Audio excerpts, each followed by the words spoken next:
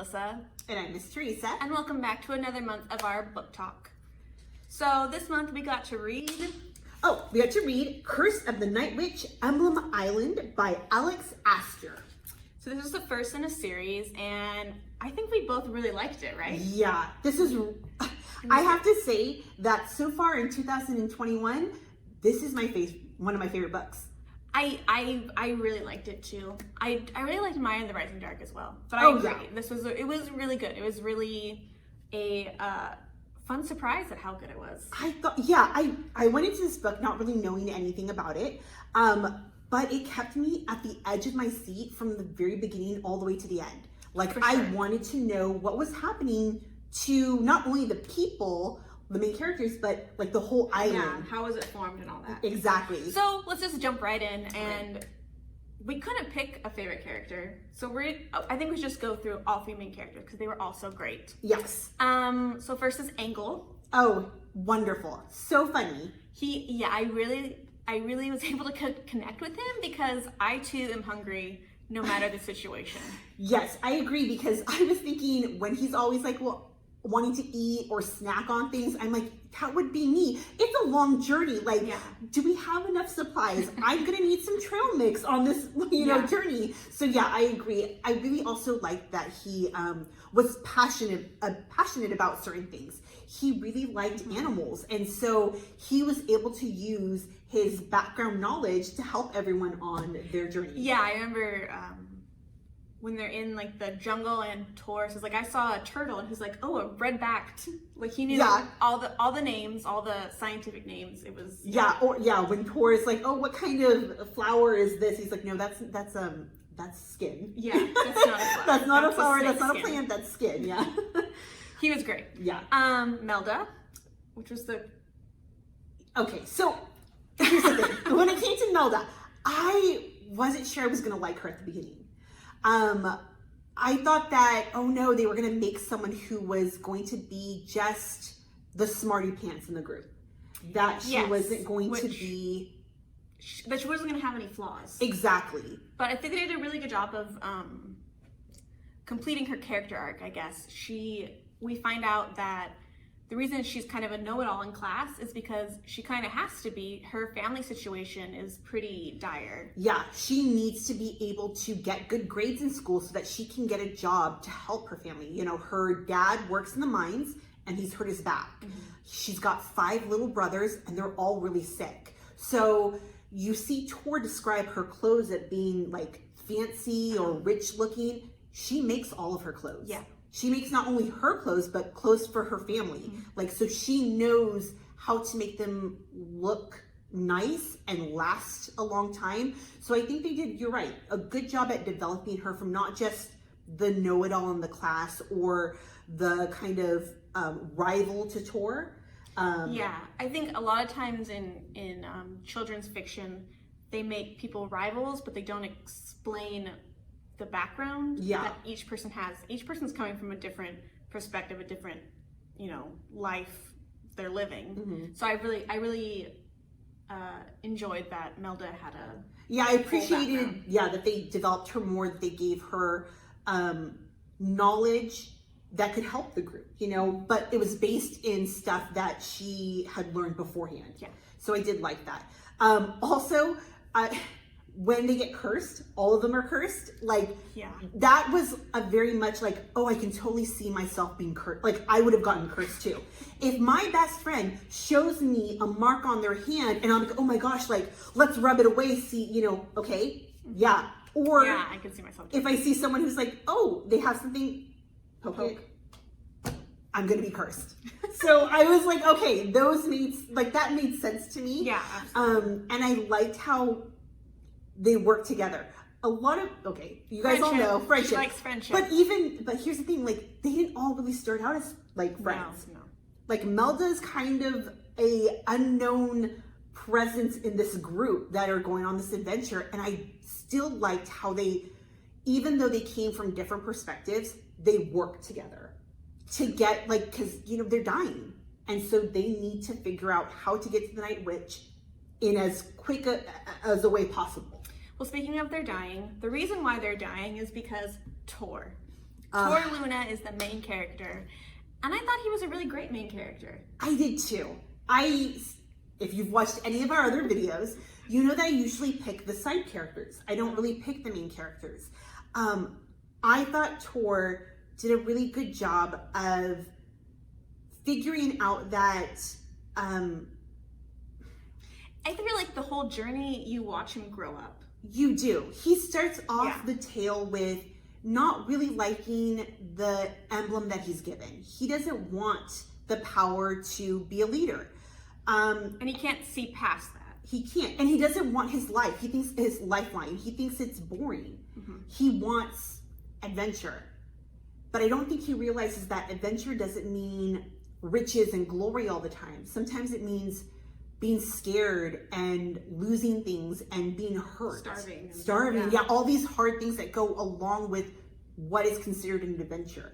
And so you see his progress from the beginning to the end where he regrets making that wish. He regrets not being okay with the life that he was given.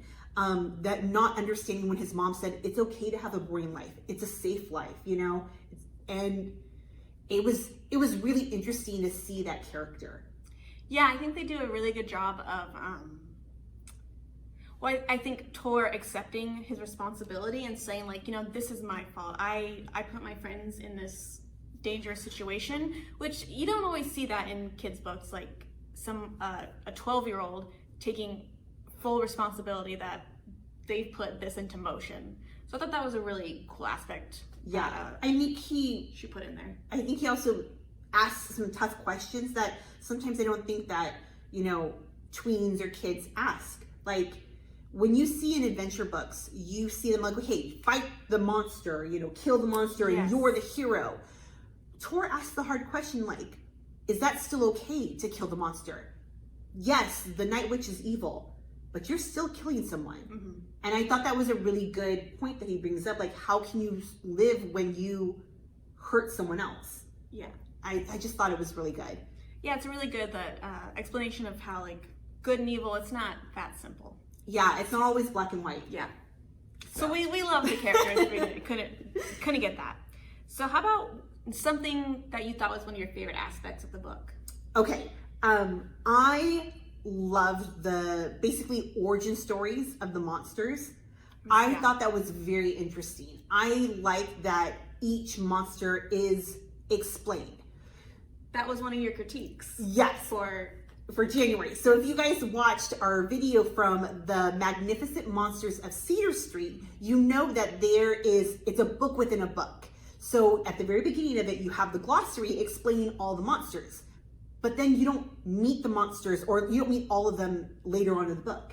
This one, you get to meet every monster or every mythical person that is being explained in the book of Quentos. And you get to read their folktales. Yes. And so once you read the folktales, then you have the main characters meet the monsters. Yeah. And I really appreciated that. And I thought it made the book flow really well.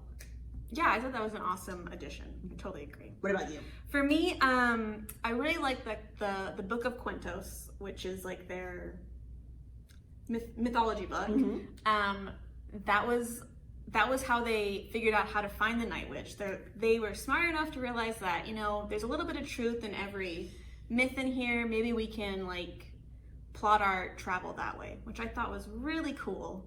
And it is kind of true that myths these days in the real world, there is a little bit of truth in all of them. Yeah, urban legends, mythology, folk tales, they have a little bit of based in reality. And I really like the idea of having an emblem that everyone's born with an emblem, some aren't, but that they're all unique. And I just thought that was a really cool aspect of the world she built. And I also really like that all three of them are cursed. Yes. Because sometimes I don't think I would go on a crazy, scary mission unless I really had to, right? Maybe that's just me. I don't know. But I like that it added like a sense of urgency. You have a timeline. Yeah, there was a time limit. You have 7 days. You have a week. Yeah, you could feel that as you're reading the book. Like, they need to keep moving. Yeah, they can't stop. They have to. And yes, maybe following the tales in the Book of Quentos is not right, but it's all they got. Yeah. And they've got to, use that and talk to people and figure things out because the clock is ticking. Yeah. So yeah, I agree. That was a really good point too. It was good. Good world building. Good overall. So, is there any critiques you have for this book? Just small ones we do. Very small. Like I said, kept me at the edge of my seat. I wanted to find out what was happening. One of our that we agreed on was that the Night Witch, the fight was too short. Yes. You have such an amazing journey. And they're meeting all of these crazy characters and monsters. And you're like, finally, building we're gonna up, get to the big evil Night Witch. He's climbing up the hill to get to her. Yeah. And, spiders are coming out of the cave. Yeah, I don't like that. But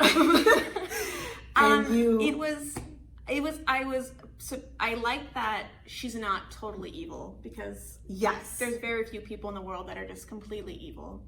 There wasn't a lot of explanation. Yeah, they gave a brief view of why the stories are written so negatively about her, because she is trying to keep herself safe from people finding her. But there's kind of a nugget of truth though. There are some things that she does that I guess people would perceive as being evil. Yes. So it's a little weird. Like, I want to know a little bit more of like, well, what is all true in the book and what's not.